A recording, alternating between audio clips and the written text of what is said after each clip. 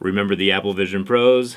Good times. Welcome to the highly anticipated Smartphone Durability Awards of 2024. We've posted a total of 77 videos this year, 78 including this one, and we have a combined total of 14.9 million hours of jerry-rig everything footage watched this year alone. That's the equivalent of one person watching my videos every day for the last 1,700 years. So thank you for lending me all of your eyeballs. It's actually your views and your watch time that has allowed us to get our wheelchair factory up and running this year. We have a new laser, a new CNC bender, and now are officially making the least expensive active wheelchairs in the USA by a very large margin.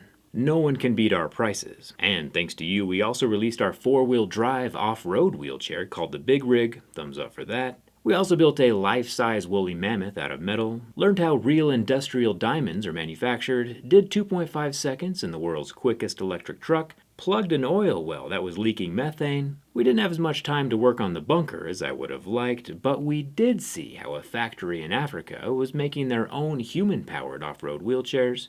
And thanks to your book donations, we were also able to build a second library in Kenya. While we were there, we backed up a hospital with EcoFlow batteries so no one has to give birth in the dark, and we helped save a town from rambunctious elephants. But that video's not done quite yet, it's just been kind of a busy year. And if this video gets more than 5 likes, we'll do it all again bigger, better, together in 2025. With all of that going on though, we still managed to durability test and take apart all of the smartphones and tablets on this table, which means it is time to commence the Smartphone Durability Awards of 2025, starting with the most repairable smartphone, which hands down has got to be the HMD Skyline, which is right here. With a single screw that pops open the back panel to access the internal components, there is zero heat required, and every component, battery and screen replacement, is available with same-day shipping directly from iFixit. And most importantly, self-repairs do not void your warranty. There is not a single phone on this table more repairable than the Skyline or the Fusion, which are the self-repairing phones marketed by HMD. A close runner-up though would be the Pixel line of phones, which is over here. They also have genuine OEM replacement parts publicly available on iFixit, but, and this is a big but, you have to use a heat gun and a lot of heat to soften the adhesive under the glass panel or the screen in order to facilitate those repairs, and that is just a hurdle or threshold that a lot of people just don't want to cross. And I don't blame them. Using a heat gun on a $1,000 smartphone is kind of an art form and not something that just immediately comes naturally to the repair oriented, which makes the Pixel lineup of phones the runner-up instead of the main event. But what about the least repairable smartphones of 2024? Besides, the folding phones, obviously, or the Vision Pro, obviously, the least repairable smartphone on my desk has got to go to the ROG Phone 8, which I didn't even bother putting back together. It's got a secondary screen on the back, 3 motherboards, 2 batteries, and a labyrinth of ribbons inside that would make even a Minotaur dizzy. Which is kind of unfortunate. Buying a piece of technology that I know can't be fixed just brings a level of anxiety that I just don't need in my life. Durability and repairability are both very large factors when I choose my own smartphone, but let's continue on to the most innovative smartphone of 2025. It was a very tough decision. For example, Huawei released their first tri-folding smartphone, which is incredibly innovative and incredibly cool, but there's always that longevity or durability aspect that I just can't help but factor in a little bit to all of the awards. There's just no way this phone can live for very long outside of a suit coat office/desk job environment,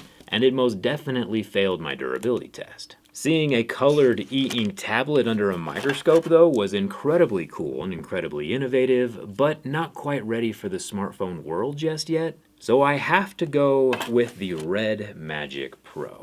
Not only does it have a very well hidden, while still useful, front-facing under-screen camera, and the highest screen-to-body ratio of any phone I've ever seen, but it also has an RGB turbofan and liquid metal cooling system inside. It's genuinely impressive and more like a gaming laptop in your pocket than a smartphone, which is why it wins the most innovative smartphone of 2025.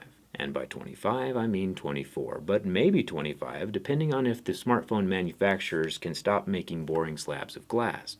We'll see how it goes. This brings us to the coolest looking smartphone on the inside of 2025. Yeah, the RGB cooling fan on the Red Magic 10 is really cool. See what I did there?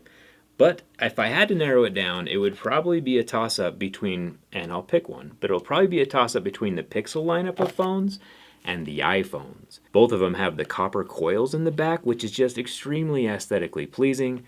But the iPhones have a row of magnets that orient the wireless charging pad, which look incredibly good. What I think shifts it in the iPhone's favor, though, are the sensor shift hardware up here by the main camera lens. That sensor shift hardware right there next to the camera lens is very representative of what's happening inside the phone, and we actually have teardown skins for most of the popular smartphones on this table. I actually have the X-ray skin on my Galaxy S24 Ultra.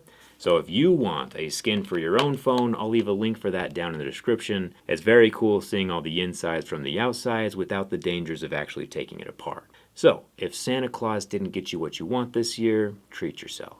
What about the least durable smartphone of 2025? There were a few phones this year that did fail my durability test. The ROG Phone 8 did crack on the back, and the Pixel 9 Pro Fold is no more, even though the Samsung Fold and the Flip both survived.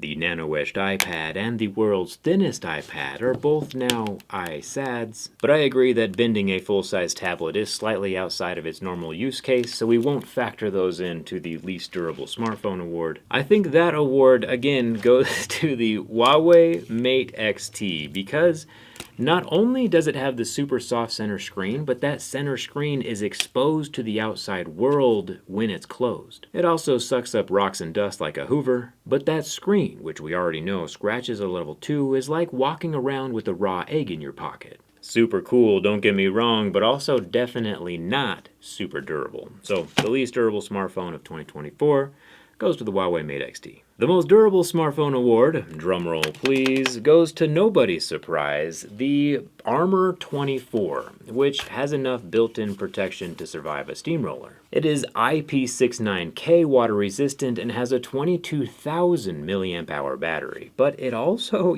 doesn't quite fit in most people's pockets. Regardless though, it definitely wins the most durable smartphone of 2024, kind of by default. Two runners up though would probably be the CMF Phone 1, which has a plastic back, or the Nothing Phone 2A, which has a plastic back. Plastic is less likely to catastrophically shatter like glass, and most of the other phones released this year are just glass sandwiches. Remember though, any smartphone can be the world's most durable smartphone if you just put it in a case. Accidents are usually accidental, and protection is always a good thing. Would you have awarded any of these differently? Let me know down in the comments. And together, let's keep these smartphone manufacturers on their toes in 2025. Thanks a ton for watching, and I'll see you around.